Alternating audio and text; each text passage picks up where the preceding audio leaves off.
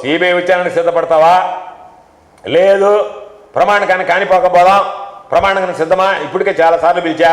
మూడోది, ఈ రెండు నా వల్ల కాదన్నావా, దా పోదాం ఇద్దరం లైట్ డిటెక్టర్ టెస్ట్ చేద్దాం, మీడియాను పెడదాం, మన ఇద్దరం పోదాం, మన ఇద్దరికి లైట్ డిటెక్టర్ పరీక్షలు మీడియా సమక్షంలో ఏం చేస్తే ఎవడు అవినీతి పరుడనే తేలిపోదు. కాబట్టి నేను లైట్ డిటెక్టర్ పరీక్షలకు సిద్ధంగా ఉన్నా. నువ్వే సమయము, తేదీ, వేదిక ఖరారు చేస్తే నేరుగా మీడియాకి పెట్టేసి మీడియా ద్వారా ఈ మూడులో దేనికైనా లైట్ డిటెక్టర్కి సిద్ధమా, సిబిఐ విచారణకు సిద్ధమా, లేదనుకుంటే నువ్వు కాణిపాకంలో ప్రమాణానికి సిద్ధమా.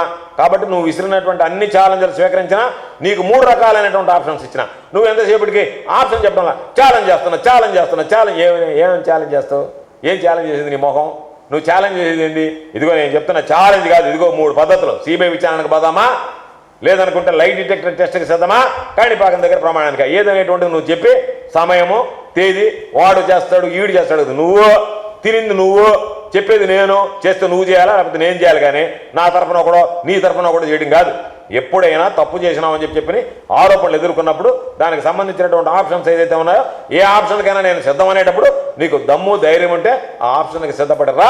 అది నిజమైనటువంటి ఛాలెంజ్ అవుతుంది తప్ప నేను ఊర్లో లేనప్పుడు మైకుల ముందు పోనకం వచ్చినట్టుగా ఊగిపోయే ఏడ కింద పడిపోతాడు రా నాయన అని చెప్పి అప్పటికే అంబులెన్స్ పిలిపించి పెట్టారంట. బయట పక్కన ఏదైనా పడిపోతే ఆసుపత్రికి వేసుకోవాలి, ఆయన ఇడేమైనా పడిపోయేటట్టుకుంటారు నా ఆపించండు. అందుకని ఆ పనులను వద్దు, కానీ నువ్వు ఏదన్నా ఉంటే నేను లేనప్పుడు నువ్వు మాట్లాడి వెళ్ళిపోవడం కాదు. నేను ఉంటా ఒక 1 రోజులు నీకోసమైనా నెల్లూరు ఏదన్నా పనులున్న వాయిదా వేసుకొని నెల్లూరులోనే ఉంటా. కాబట్టి నువ్వు 1 రోజుల సమయం సరిపోద్ది.